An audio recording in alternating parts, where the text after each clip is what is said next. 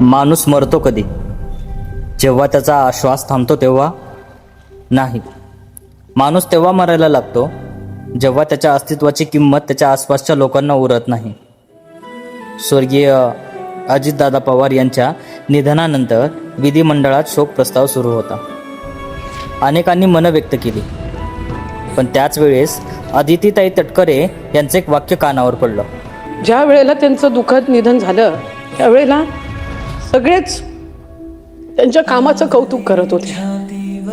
एक कार्यकर्ता म्हणून वाटायचं की हयातीत जे आम्हाला ऐकायचं होतं त्यांच्याबद्दल की त्यांनी काय केलं या राज्यासाठी, काय केलं या महाराष्ट्रासाठी, ते दुर्दैवाने ते नसताना इतकं ऐकायला मिळतंय.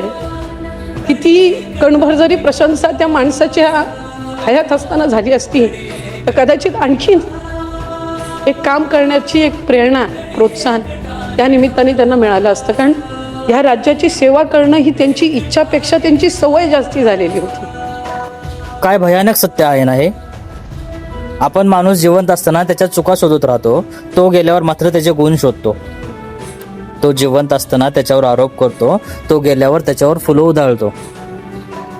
तो जिवंत असताना त्याला एकटा पाडतो आणि तो गेल्यावर म्हणतो की तो खूप मोठा माणूस होता. मोठा तो आज नाही झालाय, मोठा तो तेव्हाही होता, फक्त आपल्याकडे डोळे नव्हते.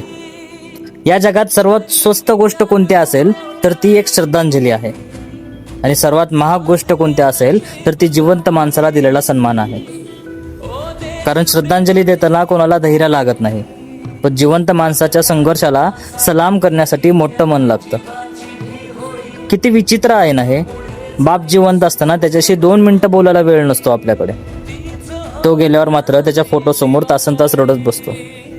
आई जिवंत असताना तिच्या हातावर प्रेमाने हात ठेवायला जमत नाही आपल्याला, पण ती गेल्यावर मात्र तिच्या आठवणीत कविता लिहित बसतो.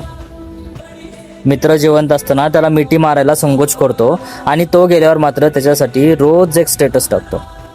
आणि म्हणूनच अदिती तटकरे यांचं ते वाक्य फक्त अजितदादाबद्दल नव्हतं, ते प्रत्येक त्या माणसाबद्दल होतं जो आज संघर्ष करतोय, जो आज लढतोय, जो आज स्वतःला संपवत दुसऱ्यासाठी जगतोय, पण ज्याच्या कानावर आज एकही कौतुकाचा शब्द पडत नाही. लक्षात ठेवा, सरणावर ठेवलेला हार आणि जिवंतपणे ठेवलेला हात यात खूप फरक असतो. हार माणूस गेल्यावर ठेवला जातो, पण हात माणूस तुटत असताना धरला जातो. आणि म्हणूनच ज्यांच्यावर तुमचं प्रेम आहे, ज्यांचा तुम्हाला अभिमान वाटतो, ज्यांचं कार्य तुम्हाला महान वाटतं, त्यांना आजच सांगा. कारण उद्या कदाचित तुम्ही त्यांच्या फोटोसमोर उभे तर असाल, पण तुमच्या डोळ्यातून फक्त एकच वाक्य बाहेर पडेल की हे सगळं त्यांना मी जिवंतपणे सांगितलं असतं तर.